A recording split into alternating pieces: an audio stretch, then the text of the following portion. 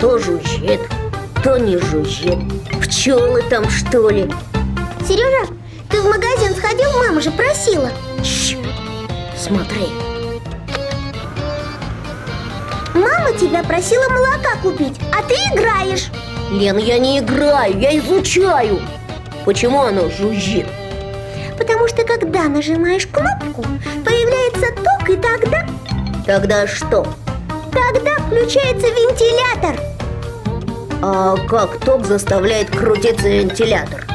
Ну, он течет и падает на лопасти вентилятора. Наверное. Вот именно, наверное. Ну так и спроси у самого компьютера, каким это образом ток крутит вентилятор. И заодно, зачем ему этот вентилятор нужен? Там что, кто-то отдыхает в шезлонге под вентилятором? Ну включай уже, но только потом сразу в магазин. Ладно.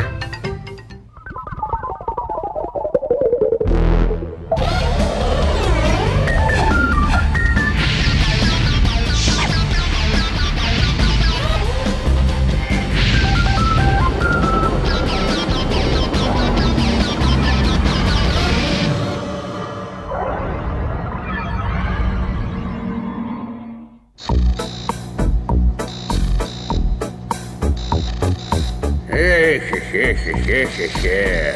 Великий процессор, эти дети над нами просто издеваются. Так и на работе сгореть недолго. Ладно, работяги. Раз в 100 лет вас о чем-то спрашивают, а вы уже переработались. Так ведь ничего не спрашивают, ваше быстродействие. Просто играют. Нет, я так больше не могу. Я сейчас сделаю себе деление на 0. Я заражу себя вирусом. Так, слышь ты, прекрати истерику. Если дети играются, значит скоро они зададут вопрос. Интересно, как скоро? Ага. Ну, это надо подождать. Объявляю по компьютеру ждущий режим. Всем ждать! Ой. И мне тоже ждать.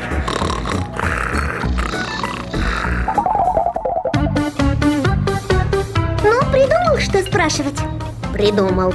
Зачем оно жужжит? И почему? Хороший вопрос, но думаю, тебя никто не поймет. Ну, раз ты такая умная, сама и спрашивай. Давай попробуем так. Каким образом ток крутит вентилятор?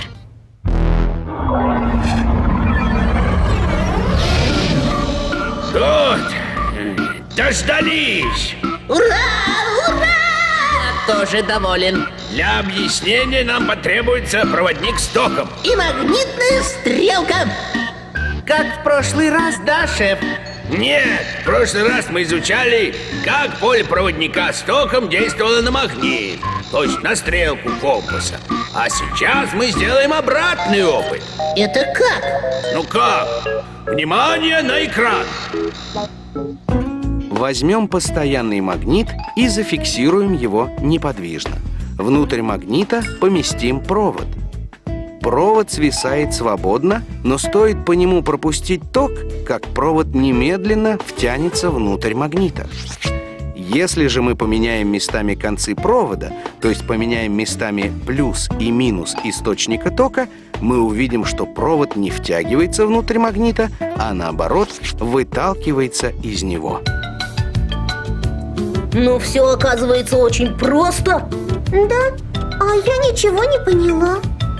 Если на проводник приклеить такие крылышки, а потом включать и выключать ток, то получится вентилятор. Вентилятор, я думаю, не получится. Он же вертится. Ну и что? Все равно ветер дуть будет. Но крутиться-то не будет. А ты хотел узнать, как оно там жужжит. Да, ты права. Бит, Байт, у кого-нибудь есть эти, ну как их это, плоскогубцы, о! У меня нет. У меня тоже. Да. Что ж это за компьютер, в котором ни у кого нет ни одной пары плоскогубцев? Это безобразие! Зарубить себе на носу. Каждый, вот поняли, каждый должен носить плоскогубцы. Зачем ваше быстродействие? Так, это глупый вопрос. Чтобы гнуть проволоку. если через минуту у меня не будет плоскогубцев, я выйду из себя, вот! Я пошутил, у меня есть плоскогубцы. Да-да, и у меня тоже. Вот, возьмите. Не надо! Я уже свои из кармана достал! Вместо гибкого провода возьмем теперь толстую проволоку и согнем из нее рамку. Поместим рамку в магнит, как в прошлом опыте, и пропустим через рамку ток. Почему рамка повернулась? Да потому что та часть рамки, в которой ток идет вниз, втягивается внутрь магнита, а та часть, в которой ток идет вверх, наоборот, выталкивается из него. Положение рамки настолько устойчиво, что если пальцем попробовать развернуть рамку, она немедленно вернется в исходное положение. На принципе поворота рамки с током в магнитном поле основана работа прибора, который называется электродвигатель. Шеф, зачем мы обманываем детей? Это некрасиво. Кто обманывает, а? Так это вы, ваше быстродействие? Интересно, кого ты обманул и как? Вы сказали, что если рамку пальцем поправить, она потом вернется в прежнее положение. Ну, сказал. И сказали, что так работает электродвигатель. Так и это сказал. Так вот, ни в каком электродвигателе никаких пальцев нет. Если их специально туда не засунуть, вот, только это очень больно. Ну, я ж фигурально про пальцы говорил. Конечно, в электродвигателе их нет. Вот видите, фигурально. А дети верят, что есть. А не дай бог, еще сами туда пальцы засунут, чтобы проверить. Да, вот это верно. Да, это некрасиво вышло. Нужно придумать как-то по-другому. Без пальцев. Да уж, попробуйте. Вы же умный. Ага, да. Все придумал. Если в тот момент, когда рамка еще не приняла устойчивого положения, отключить ток, рамка по инерции повернется до первоначального положения. Если поступление тока регулировать так, чтобы он включался в момент нужный для разгона рамки и выключался перед тем, как рамка попытается остановиться, рамка будет вращаться непрерывно. Ты смотри, какое сложное устройство, вентилятор. И что тут сложного? Сам говорил, крылышки к проводу приклеить. Это я когда не знал, говорил. А оказывается, с каждым оборотом вентилятора кто-то должен замыкать и размыкать ток. Да, задачка не из простых. Только компьютер справится. То есть ты хочешь сказать, что в каждом вентиляторе есть компьютер?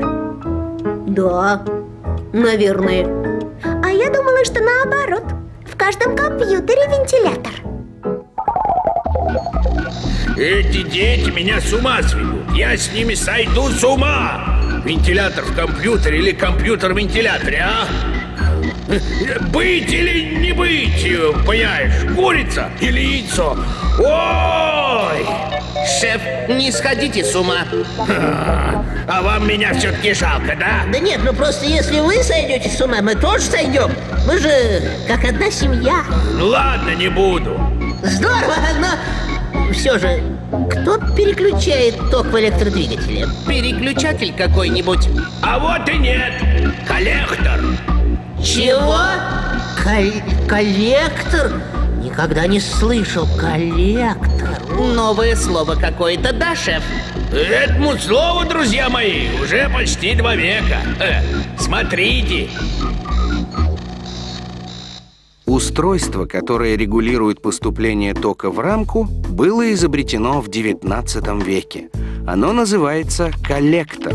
В самом простом виде это 2 металлических полукольца, находящиеся на одной оси с рамкой. Обратите внимание, направление тока в рамке из-за колец постоянно меняется. Итак, роль коллектора двигателя сводится к переключению направления тока в рамке на противоположное каждые полоборота. В настоящем электродвигателе не одна вращающаяся рамка, и даже не 2. Их целое множество. И расположены они так, что напоминают цилиндр. И контактов у них тоже много. Рамки и коллектор образуют подвижную часть двигателя. Она называется ротор. Неподвижная часть двигателя называется статор. Он содержит магниты и одновременно является корпусом двигателя. Вот теперь я понял. Хочешь, скажу? Ну скажи. В двигателе много-много проволочных рамок. Через каждую рамку ток проходит очень недолго. Но рамку разворачивает так, что по инерции к магниту подходит следующая рамка. И через нее опять проходит ток. Ну, примерно так. Ну все, выключаем компьютер. Самое время идти в магазин за молоком. Нет. Теперь самое время проверить мою гипотезу. Какую? А если все сделать наоборот? То, что вентилятор крутится, когда на него подают ток, это я понял. А вот если карандашом покрутить вентилятор, ток появится? Наоборот, покрутить вентилятор, чтобы ток появился? Интересно. Вот вопрос. А ты молоко?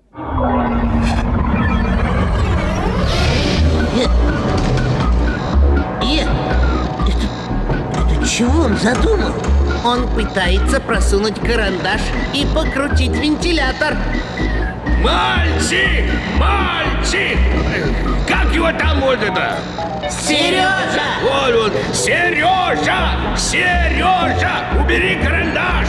Не надо крутить вентилятор! Ага, так он и послушался. Электрический ток таким образом получить можно! Получилось. Вот, но только про генератор я расскажу вам в следующий раз. Получилось, шеф, получилось. Что ни говори, а я гениален.